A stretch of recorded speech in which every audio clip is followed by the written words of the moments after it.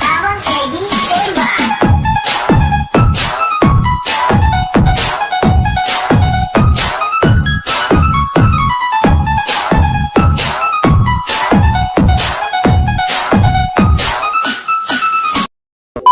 Halo guys, balik lagi bersama gue Dance. Gimana kabar kalian hari ini? Semoga kalian semuanya pada sehat semua guys. Oke, seperti biasa gue kembali dengan sebuah cerita film horor terbaru. Dan kali ini filmnya berdasarkan kisah nyata yang terjadi di Vietnam dengan judul The Corps 2025, yang menceritakan di sebuah desa tiba-tiba dilanda teror setelah sebuah mayat bangkit kembali karena dirasuki roh jahat dari kuburan yang terkutuk. Kutukan itu menyimpan rahasia gelap yang membuat siapapun yang mendekat bisa menjadi korban berikutnya. Wah, serem banget kan ceritanya. Yaudah dah, patengin terus channel ini daripada pusing mikirin utang pinjol. Mendingan dengerin gua ngebacotin film.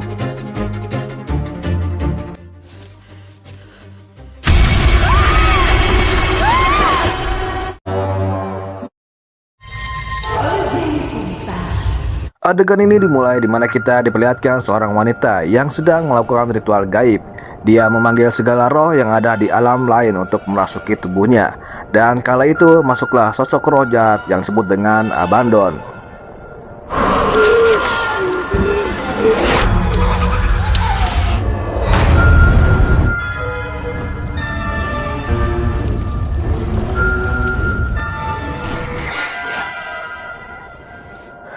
Cerita beralih dan kita akan berfokus pada suatu keluarga kecil yang di situ terdapat Kwan sebagai suami dan istri tercintanya yaitu Min.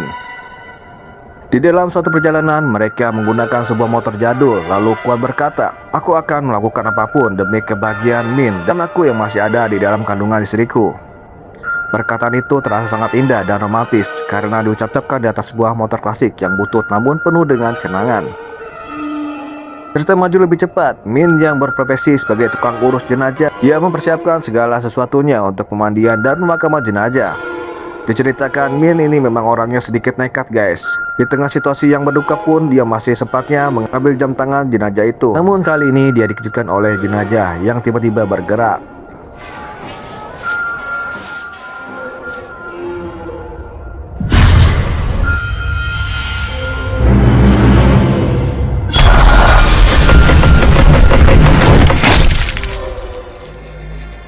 Beralih kepada Kwan bersama dengan tuan tanah yang rencananya Kwan ini akan menjual tanah warisan peninggalan dari keluarga itu. Tapi sebelum dibeli, si tuan tanah ingin memastikan apakah tanahnya aman atau tidak. Karena menurut informasi yang ada, tanah bekas tanah kuburan kuno pada zaman dulu. Oleh karena itu mereka juga membawa seorang dukun untuk memastikannya. Bukan tanpa alasan Kwan menjual satu-satunya warisan yang tersisa. Kwan didesak oleh istrinya sendiri karena selama ini Min mempunyai banyak utang pada rentenir. Jadi mau tidak mau, demi keselamatan sekaligus berlangsungnya hidup, Kwan setuju untuk menjual tanah tersebut. Intinya si Kwan ini cinta banget sama si istrinya guys. Antara cinta istri dan takut istri. Hahaha. Parahnya lagi, utang itu hanya karena Min suka bermain judi. Dan tanpa dia sadar, Min terjebak dengan utang yang besar pada rentenir. Kwan yang cinta istri tidak bisa berbuat apa-apa, hanya bisa bersabar. Sementara Kwan sendiri hanyalah sebagai pekerja serabutan. Kalau ada kerjaan ya kerja, ya kalau nggak ada ya nganggur. Untungnya Kwan masih punya Bibi Hong yang baik hati. Min yang agak sedikit lantar terhadap anaknya sendiri selama ini diurus sama bibinya. Bibi Hong akan pulang malam setelah memastikan anak Kwan sudah tertidur lelap. Chưa thắp nhang xong ở lại mà hưởng Về giờ không sao. có gì không về. Pembersihan tanah di aura negatif pun dilakukan, yang dipimpin oleh si dukun. Setelah ritual selesai, si dukun akhirnya berhasil mendeteksi keberadaan kuburan tersebut. Singkatnya, mereka berhasil mengangkat peti itu ke permukaan. Tapi di sini si dukun berkata kalau peti itu harus disimpan dulu di rumah pemilik yang punya tanah, yaitu di rumahnya Kwan. Karena harus seperti itu, aturannya minimal peti tersebut harus diinapkan sebelum mati akan dikubur kembali di rumah Kwan. Dan saat peti dibuka, ternyata di dalam peti tersebut hanyalah berisi sebuah patung kayu dan ada sebuah kalung kuningan yang menarik perhatian mereka semua. Tapi ada yang janggal di sini. Kenapa patung itu ditempel kena kertas jimat?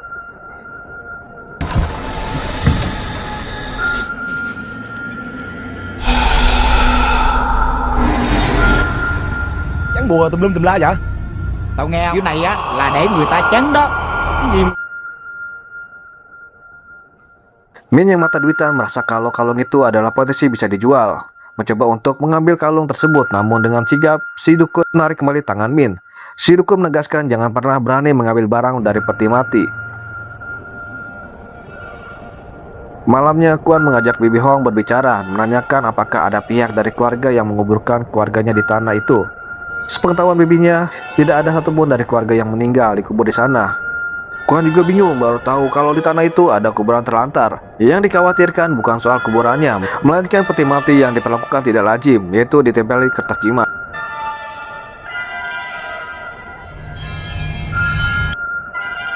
Awal mula petaka muncul adalah ketika Tai, warga setempat yang tadi siang membantu menggali dan melihat kalung itu, dia malah nekat mencoba untuk mengambilnya. Dia tidak mengindahkan peringatan si dukun untuk jangan berani mengambil apapun barang dari peti mati tersebut. Dengan diambil kalung itu, secara tidak sadar Tai sudah melepaskan segel roh jahat yang selama ini terpenjara di dalam patung tersebut.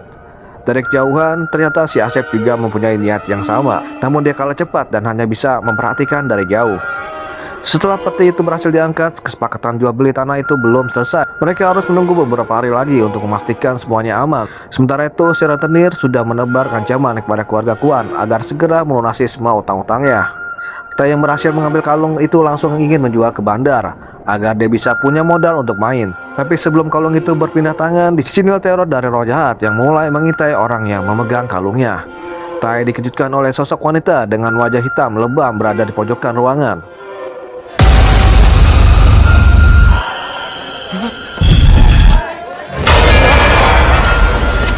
Dari apa yang dilihatnya, wanita itu terus mengikutinya hingga sampai ia di sebuah jembatan. Tai seperti terkena sihir yang membuat ia tak sadarkan diri melompat dari jembatan.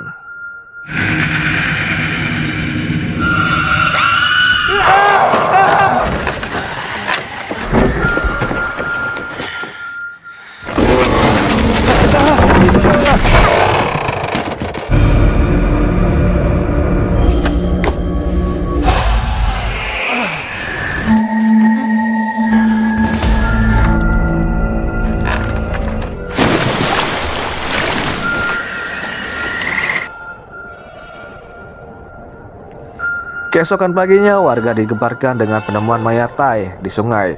Siapa yang tahu kalau Tai mempunyai kalung itu? Dia sendiri belum sadar kalau kalung itulah yang menyebabkan Tai meninggal. Dia mendatangi rumah Tai untuk mencari kalungnya. Asep nekat mengambilnya, walaupun sebelumnya banyak kejanggalan yang terjadi, di mana jasad Tai bergerak sendiri dan mulutnya mengeluarkan darah.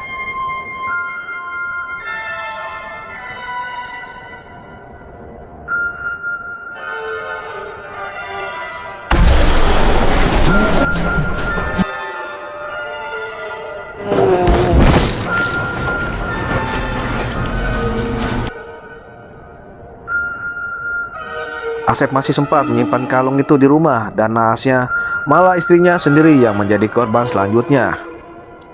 Istrinya menemukan kalung itu di dalam laci lemari yang ia kira suaminya ingin memberikan kejutan untuk dirinya. Tapi saat dia memakai kalung itu, tiba-tiba ada yang menariknya hingga ia pun akhirnya tewas tergantung.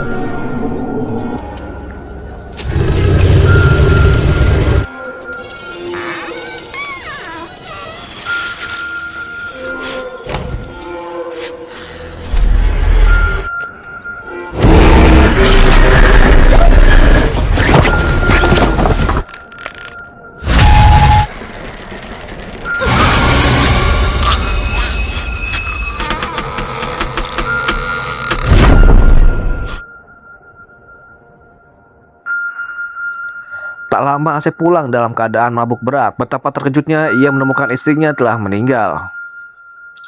Seperti biasa, Min yang menangani jasad istri Asep. Di sini Min melihat ada yang aneh dengan jasadnya, sama yang seperti yang dialami Tai sebelumnya. Di mulutnya mengeluarkan darah hitam. Sekarang teror itu mengintai Min karena ternyata sebelumnya Asep memberikan kalung itu kepadanya.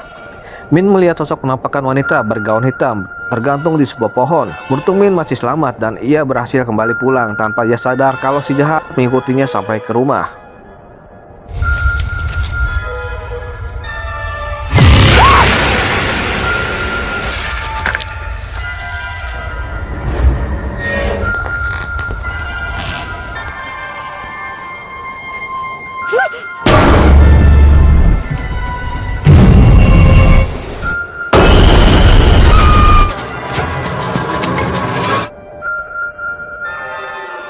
Tapi gangguan itu terus dialami. Dia kembali melihat penampakan sosok wanita di luar. Dan yang lebih anehnya, tiba-tiba di dalam rumahnya ada arwah istrinya si Asep.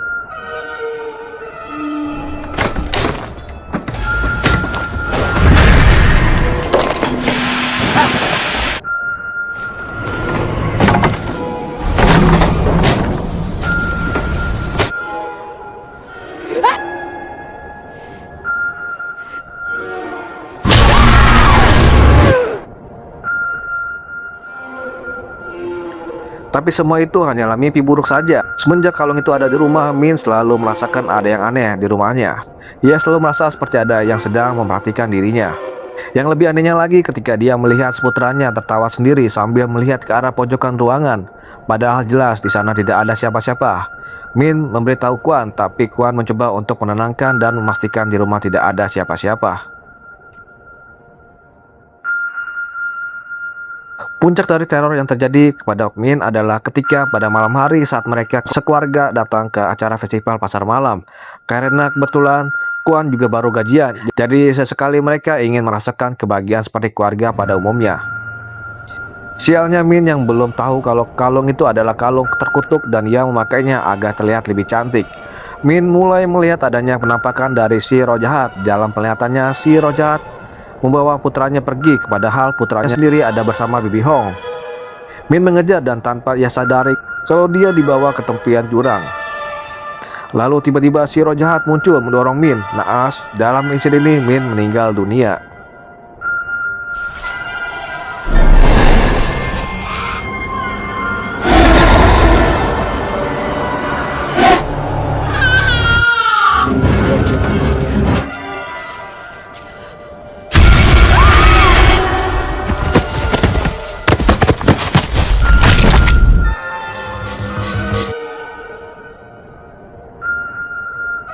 Kuan bersama keluarga mendapatkan kabar buruk itu. Betapa hancurnya Kuan melihat istrinya terbujur kaku di ruang jenazah.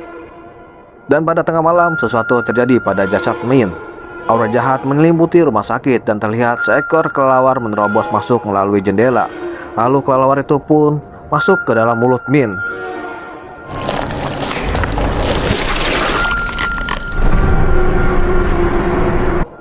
Pada saat Kuan kembali ke kamar jenazah, karena memang ia sengaja tidak pulang, ia terkejut melihat jenazah Min sudah menghilang. Ternyata Min sudah ada di rumah. Antara terkejut sekaligus ada rasa bahagia karena Kuan merasa istrinya tidak jadi meninggal. Namun ada yang aneh dengan kondisi istrinya itu. Dia bertingkah seperti bukan Min lagi. Bahkan dia tidak suka dengan makanan manusia pada umumnya. Lalu pada suatu ketika Kuan menemukan Min sedang memakan daging mentah di dapur. Kuan benar-benar tidak tahu apakah itu istrinya atau bukan. Yang jelas ia sangat kebingungan. Singkat cerita, Kuan pun mendatangi seorang master atau semacam dukun kalau di Indonesia guys, untuk mencari tahu tentang apa yang sebenarnya yang terjadi pada istrinya. Dia ingin tahu apakah ada kasus orang yang meninggal bisa hidup kembali. Dan ternyata itu ada dan pernah terjadi. Master menceritakan bahwa dulu di desa itu ada seorang wanita yang anaknya meninggal saat anak itu masih kecil.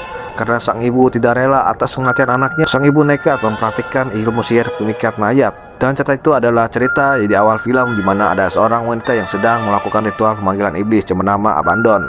Tujuannya adalah dia ingin membangkitkan anaknya yang telah meninggal. Beruntungnya dia bersama warga desa datang tepat waktu saat iblis itu berhasil masuk ke dalam tubuh si wanita.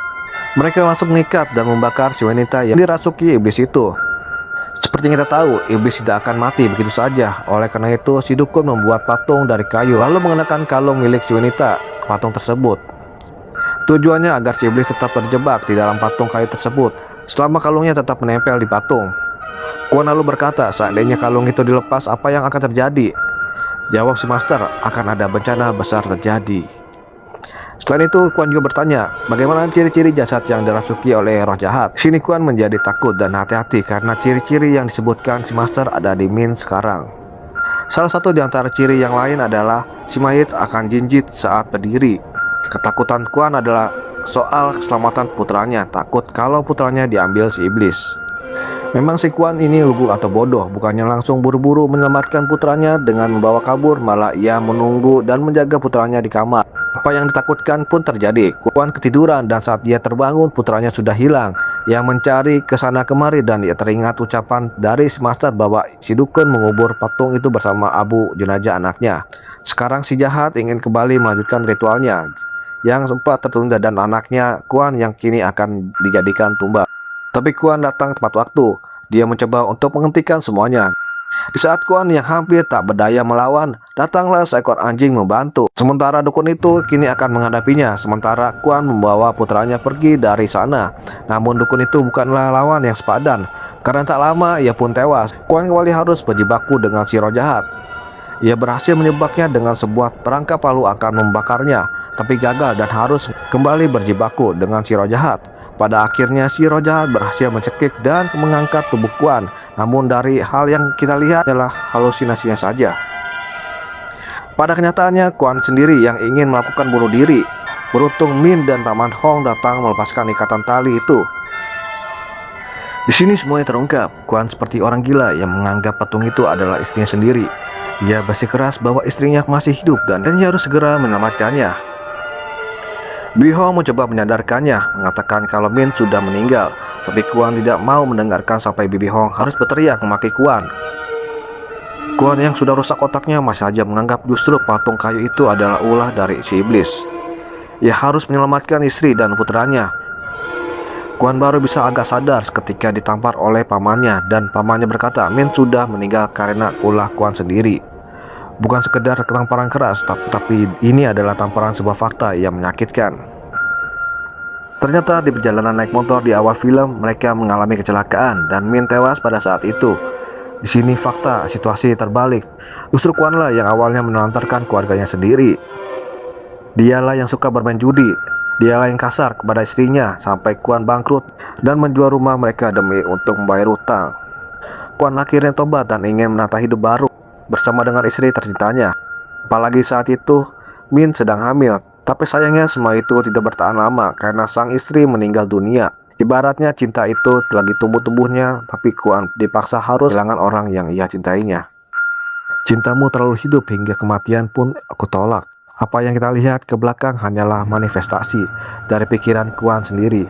Di dalam pikirannya ia membuat dunia sendiri yang mampu membuat Kuan merasa semua itu hanyalah terjadi. Padahal ia hanya hidup bersama dengan mayat sang istri di rumah yang sudah membusuk. Kini Kuan harus menerima getirnya pahit kehilangan orang terkasih. Film ini tidak berakhir dengan bahagia, namun berakhir dengan kekecewaan dan rasa bersalah yang mendalam. Dan berujung kini Kuan menjadi gila. Cinta yang tulus itu bukan tentang seberapa hebat kita meratapi kematian seseorang, tapi tentang seberapa manusiawi kita memperlakukan mereka saat detak jatuhnya masih ada. Jangan sampai sekalian harus jadi gila dulu baru sadar kalau yang kalian miliki itu sangat berharga. Karena pada akhirnya hantu yang paling menyeramkan bukan yang ada di pojok ruangan, tapi rasa bersalah yang terus berbisik ke telinga kalian sampai mati. Oke guys, gitu aja alur ceritanya. Jangan lupa di subscribe, like, dan komen guys. Dan tonton terus channel Dance 7. Oke, dadah. 广大追警。Dun dun dun dun dun dun dun dun dun dun dun dun dun dun dun dun dun dun